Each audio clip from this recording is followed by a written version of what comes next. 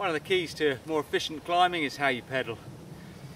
Sounds obvious, something often people forget to think about, and as you get more and more tired, more and more worn down on a climb, you'll start to lose a nice smooth pedal stroke and change into a far more stamping process, which doesn't generate power for much of the pedal stroke.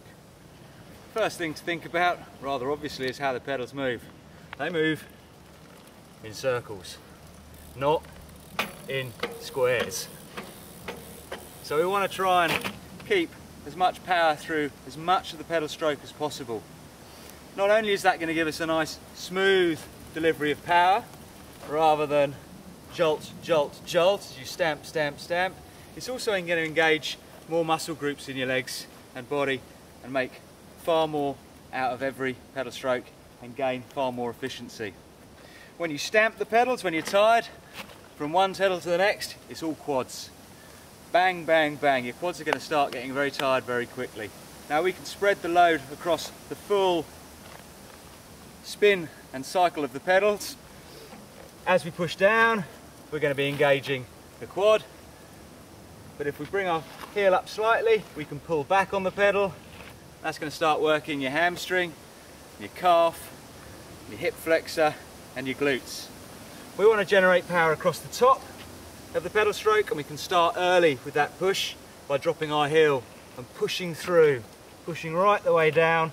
Articulate the ankle at the bottom, bringing your heel slightly up. You can pull through the pedal stroke. You can actually pull even with flats quite a way round to about there. It's a very small percentage of this pedal stroke that you're not actually generating power with that leg, but of course at the same time the other leg's pushing down with the big quad, providing a lot of power and compensating for that small glitch in the power cycle.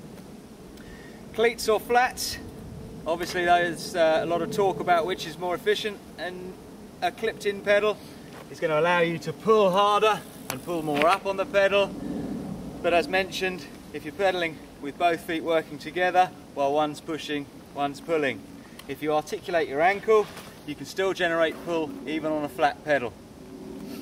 One exercise you can engage in to start to feel how much of the time you're creating power through your pedal stroke is to engage a higher gear, harder to pedal, up a slope, and start to feel exactly how long you're putting pressure through that pedal on each leg. Now if you're clipped in, you can actually just use one leg at a time. Unclip one leg and pedal through and feel the different muscle groups working. If you're pedaling correctly for the first time, the first thing you're going to notice is your calf starts hurting more. That's because you're using it. But you're sharing the energy, sharing the load with the other muscle groups rather than just that quad. So as I climb in a higher gear, I can really feel for how long I'm creating pressure and inertia on each pedal. And by pulling and pushing at the same time with opposite legs, I can generate a nice, smooth, efficient power stroke and efficient pedaling style. Although by lifting the heel we can pull through the pedal stroke quite strongly, there are some negative effects when things get a bit steeper and a bit looser, which we're going to look at in a little bit. But crucially, the heel drop will allow you to push through the pedal for longer across the top, and as it gets steeper we will see the effect of pushing into the bike with your heel dropped is going to create greater traction. A smooth pedal stroke is going to deliver power more smoothly. There's going to be less change in the amount of torque in the chain, and you're going to suffer less from wheel spin than you would if you stamp, stamp, stamp. You'll see a lot of guys and girls, particularly bigger guys, on maybe a slacker bike, as they pedal, bounce from side to side. You sit in a chair and do that for half an hour, you get bloody tired, or very tired, but you don't go anywhere. So try and keep the upper half of the body cool and relaxed and focus on a nice smooth pedal circle. For some, visualization techniques really help in terms of improving technique. With climbing, you can visualize winching yourself up the hill on a cable, and you want a nice tight coil around your bottom bracket on that cable. You don't want it tight and then slack, tight and then slack. You want a nice smooth, efficient pedal stroke, a nice tight coil of cable as you're climbing up the hill, winching yourself up that hill.